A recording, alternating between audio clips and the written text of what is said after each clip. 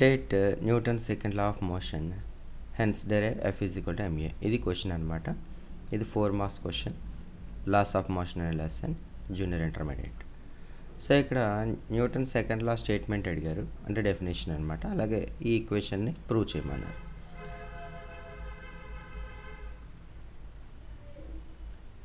So answer చూద్దాం.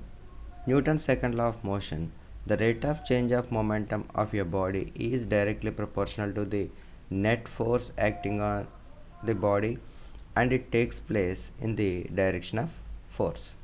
ఇది దీని యొక్క స్టేట్మెంట్ అనమాట. అంటే the dp by dt, the rate of change of momentum, p అంటే మొమెంటమ్, రేట్ డినామినేటర్లో t, is proportional to the force. ఇది ఇక్కడ ఇచ్చిన స్టేట్మెంట్ అనమాట.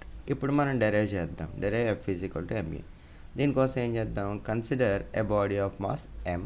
ఇదిగో ఒక బాడీ ఆఫ్ మాస్ ఎం తీసుకున్నాను. మూవింగ్ విత్ వెలాసిటీ వి అనే వెలాసిటీతో మూవ్ అవుతుందంట.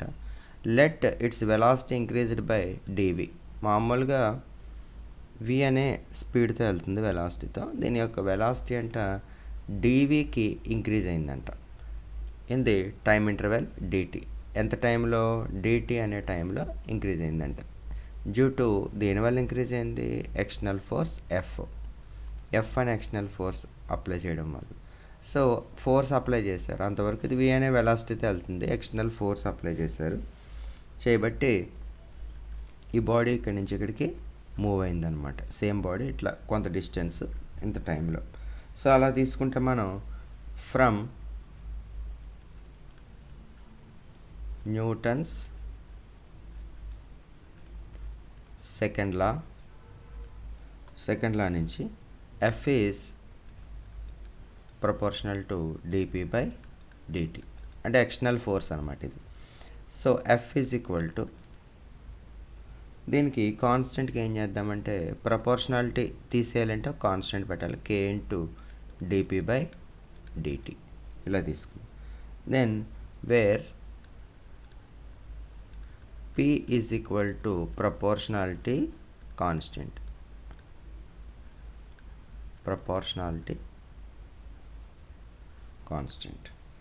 ఇక్కడ F is equal to K into D by dt of momentum P is equal to M into V. ఇది అందరికీ తెలిసిందా? మాస్ ఇంటూ వెలాసిటీ అంటే మొమెంటం. సో ఈ పీకి బదులుగా ఎమ్ ఇంటూ వి అనేది సబ్స్టిట్యూట్ చేద్దాం. చేస్తే F is equal to k into mass అనేదేమో కాన్స్టెంట్ కాబట్టి ముందుకు తీసుకొచ్చేయండి, డివి బై డిటి. సో ఇక్కడ డివి బై డిటి అంటే the rate of change of velocity అనమాట. Dv by dt is nothing but a, since dv by dt is equal to a కాబట్టి ఇక్కడ వచ్చింది మనకి ఏమొచ్చింది? F is equal to k into ma. K అంటే ఏంటంటే constant, k is proportionality constant అనమాట. So if K is equal to 1, then ఈ constant unity అయిందనుకోండి, F is equal to ma. ఇది ఫైనల్ ఈక్వేషన్ అనమాట. Second law, Newton second law proof అనమాట. ఇది very simple proof అనమాట. 4 మార్క్స్ క్వశ్చన్, చాలా రేర్గా అడుగుతారు ఇది క్వశ్చన్, సడన్గా అడగొచ్చు అనమాట. Okay, thank you.